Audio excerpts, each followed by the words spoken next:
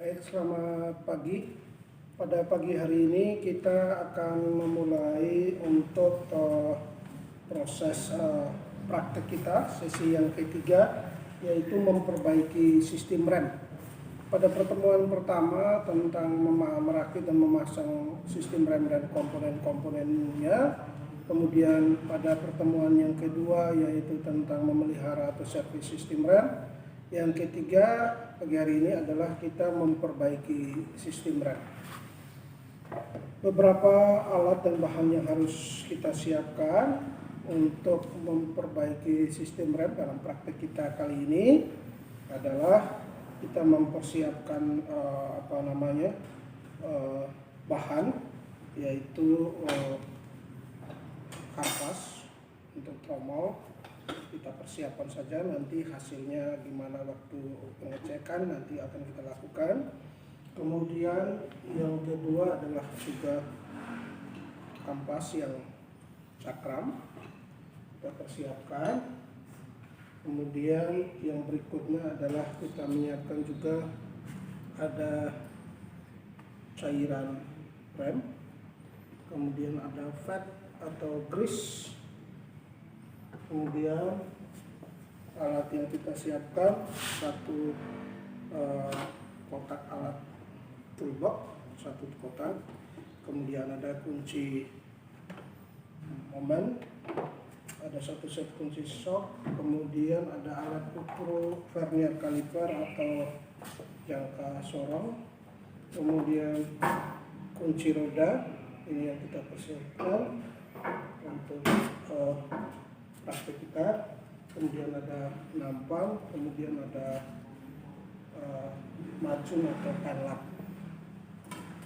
Lalu K3 kita, keselamatan kesehatan kerja kita dalam praktek pada kali ini memperbaiki sistem rem adalah kita menggunakan sarung tangan ini, lalu kita menggunakan kacamata pelindung, ya, kacamata pelindung ini, kemudian sarung tangan, dan juga kita memakai berpak.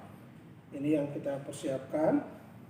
Selanjutnya yuk kita memulai praktek kita pada pagi hari ini memperbaiki sistem rem.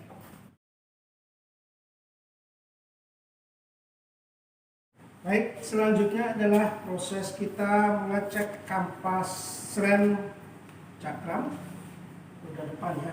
Kita buka terlebih dahulu untuk kita cek kampasnya.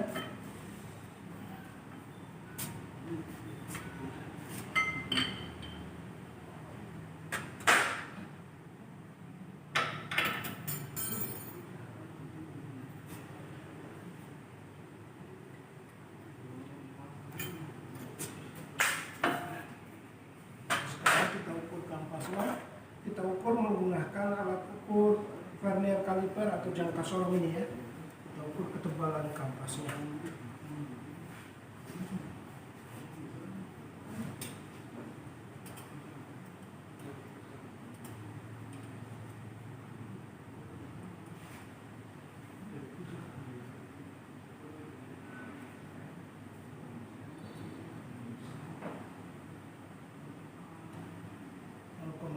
Sisi yang lain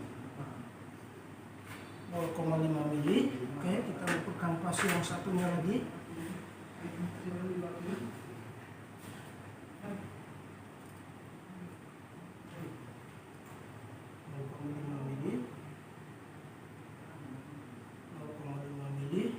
Berarti kampas ini harus kita ganti karena ketebalannya sudah di luar standar. Standar minimal adalah 1 mili, ini hanya 0,5 mili.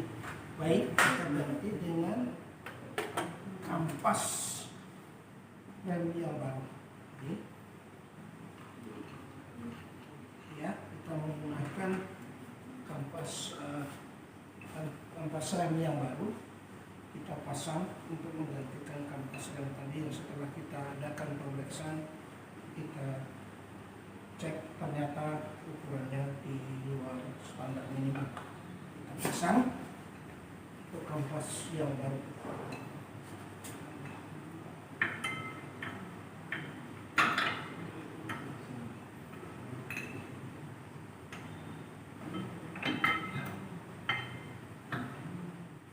selanjutnya adalah kita mengukur piringan rem cakram ini, mengukur ketebalannya ya, menggunakan ini alat ukur jangka sorong atau vernier kaliper ya. Kita ukur dulu.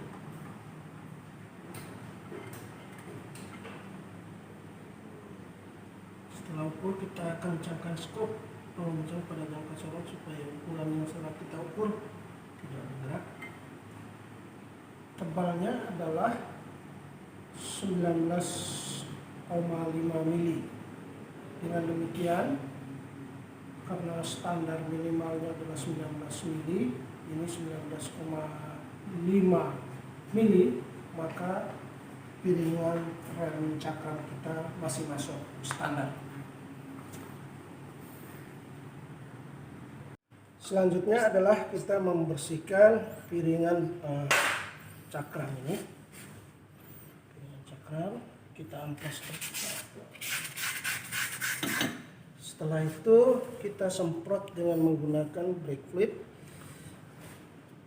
pada piringan cakram.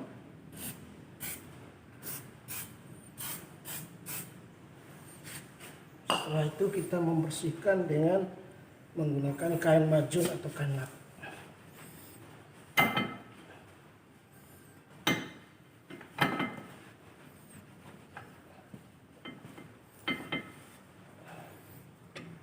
Baik, selanjutnya adalah kita mengukur keolengan dari piringan rem ini. Kita menggunakan alat DTI, dial indikator, dial tester. Untuk mengukurnya kita pasang terlebih dahulu, kita cari tempat yang pas untuk memasangnya.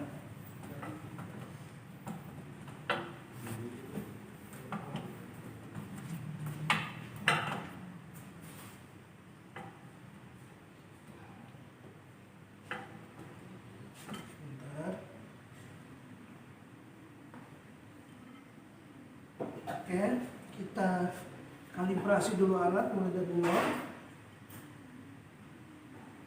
Lalu kita diberi tanda dengan menggunakan kapur.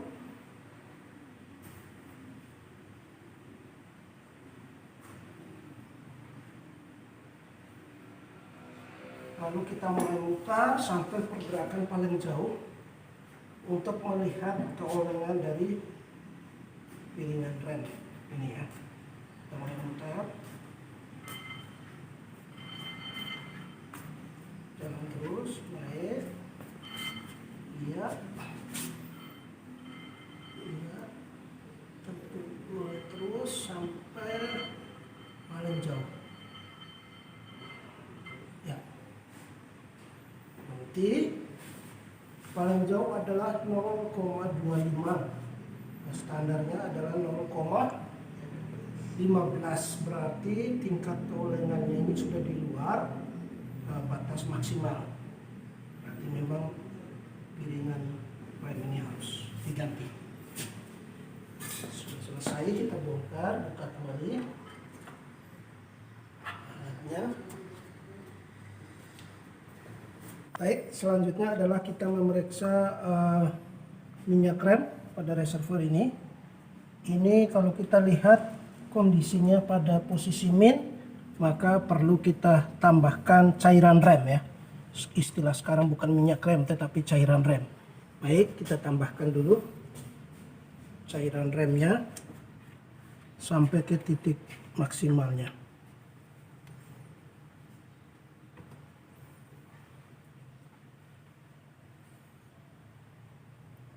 Nah,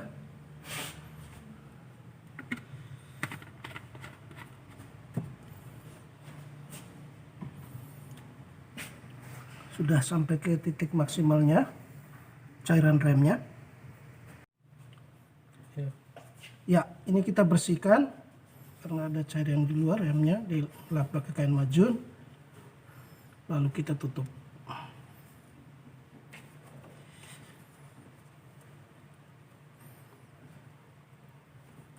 Ya. Baik, selanjutnya setelah selesai semua proses yang tadi, sekarang kita memasang kembali.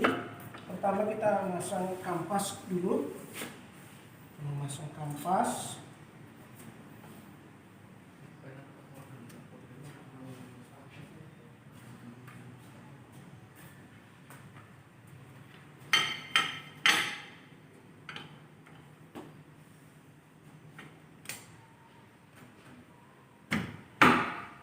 kita pasang baut pengikat silinder bawah. Pasang kembali. Selanjutnya kita mengunci baut pengikat silinder bawah dengan kunci momen dengan kekuatan 20 Nm dengan shock 12.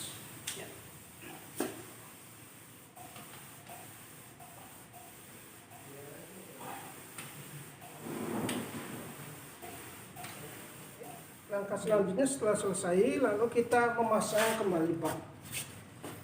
Kita memasang kembali ban.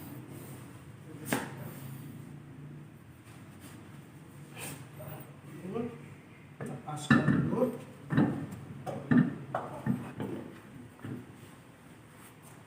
Lepaskan. Kita pasang kembali mur-mur pada baut roda.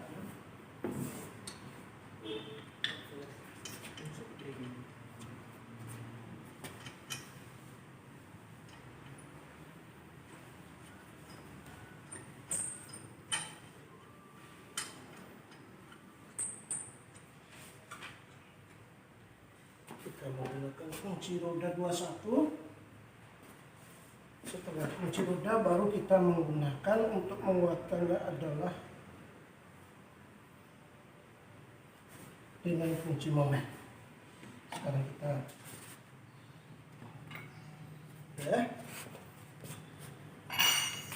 selanjutnya kita setelah kencangkan mur-mur pada baut menggunakan kunci roda tadi, terakhir kita mengencangkan menggunakan kunci momen ya.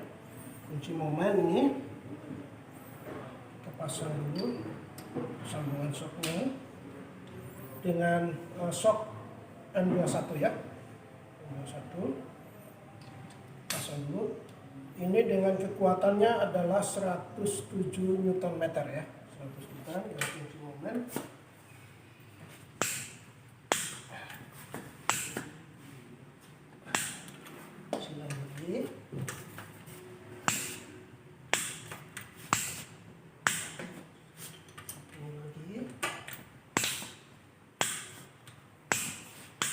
Cukup. Sekarang kita tutup penutupnya. Pasang penutupnya. Selesai.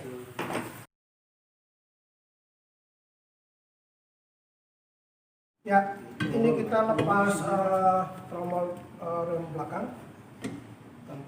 Ini kita lepas tromol dulu. Kemudian kita lepas ke pengencang kampas rem.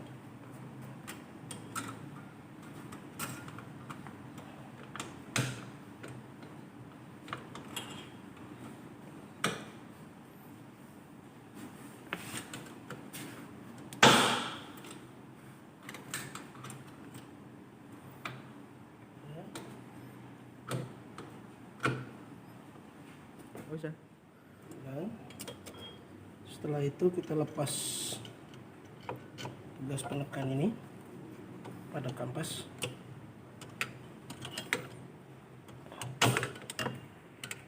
Baik, kita lepas pegas penahan sepatu rem.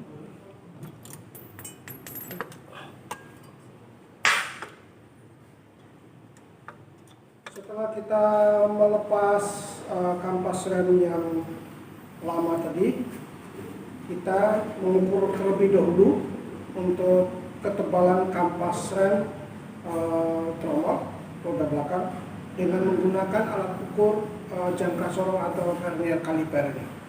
Kita ukur terlebih dahulu.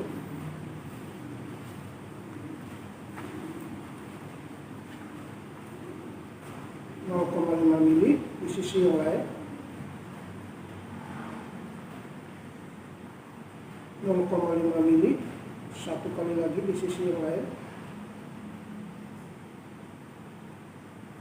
0,5 mili. Oke, kampas yang satu lagi. Ukur lagi.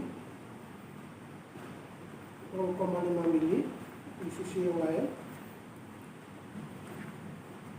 0,5 mili. Sisi yang lain lagi.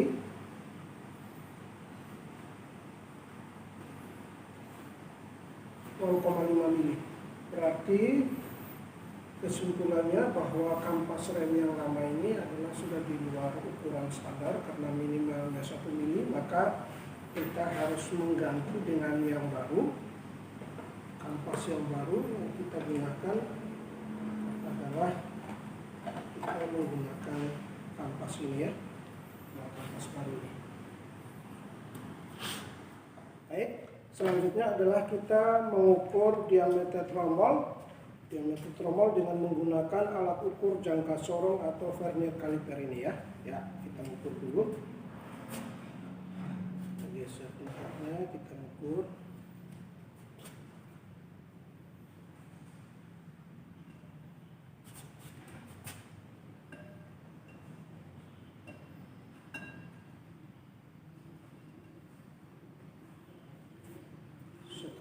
Lalu kita kancing skrup pada jangka sorong supaya tidak gerak. Ukuran yang telah kita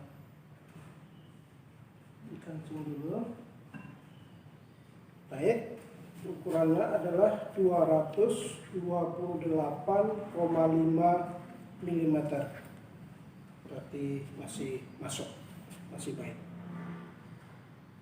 Baik, selanjutnya adalah kita membersihkan tromol rem ini. Tromol ini dengan menggunakan kampas, kita amplas dulu.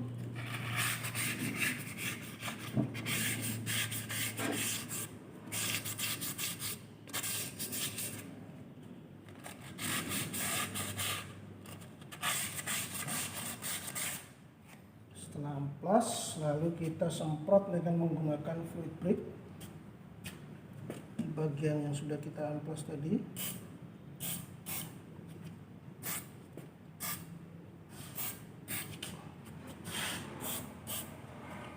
Setelah itu kita membersihkan dengan menggunakan kain majun atau kain lap.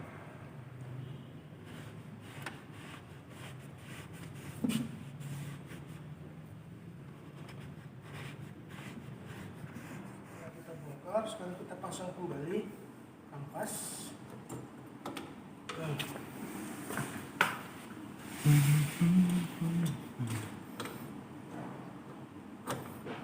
Pas lubangnya. Keliru mas? Keliru pak.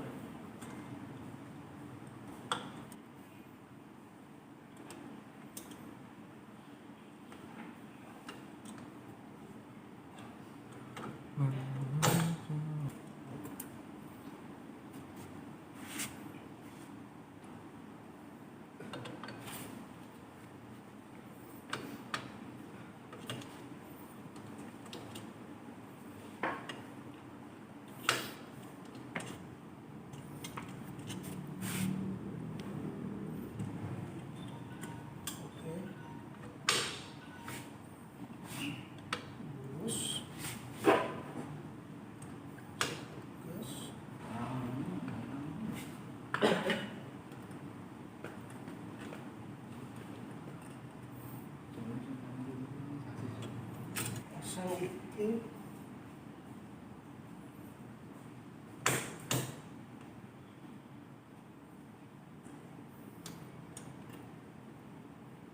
Ya, tromolnya ya.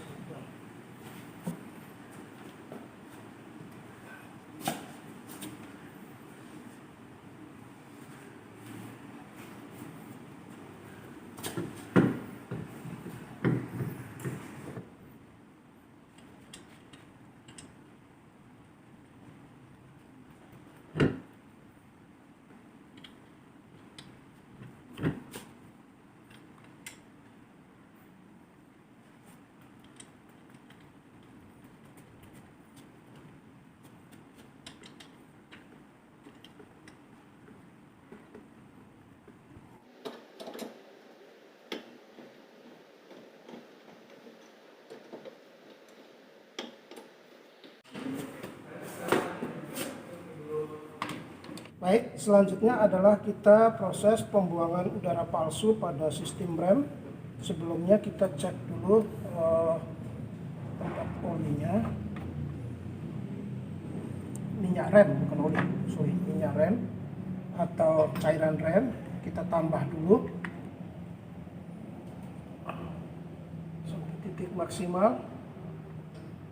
Sudah kita tambahkan cairan rem. Sekarang kita blending atau pembuangan pada rem. Aku cek dulu.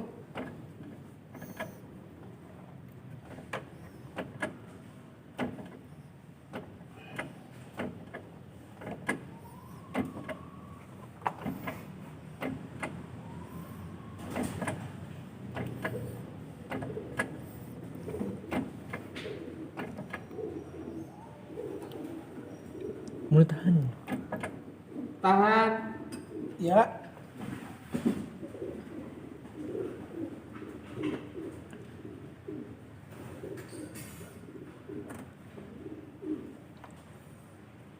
Ada lagi. Iya.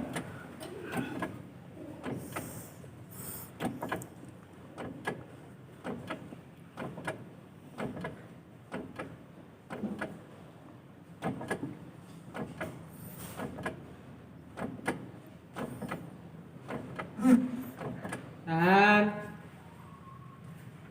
Ya.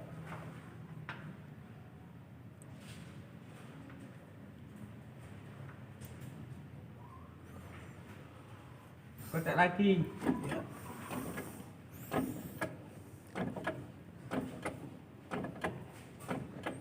Kita mengecek kevakuman booster rem. Pertama adalah kita menghidupkan dulu mesin dulu, kira-kira 2 menit.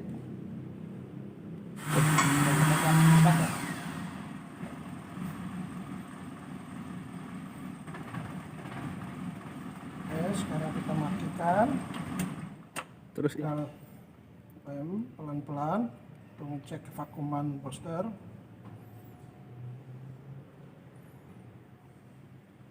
Baik, ini berjalan dia tekan turun dengan baik, berarti kevakuman boosternya masih baik. Ya. Baik, sekarang kita mengukur tinggi pedal dengan menggunakan Mister Baja. Ini kita kasih tanda dulu, lalu baru kita baca.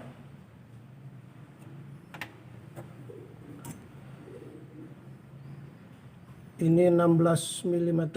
Kemudian sekarang jarak bebas pedal ya.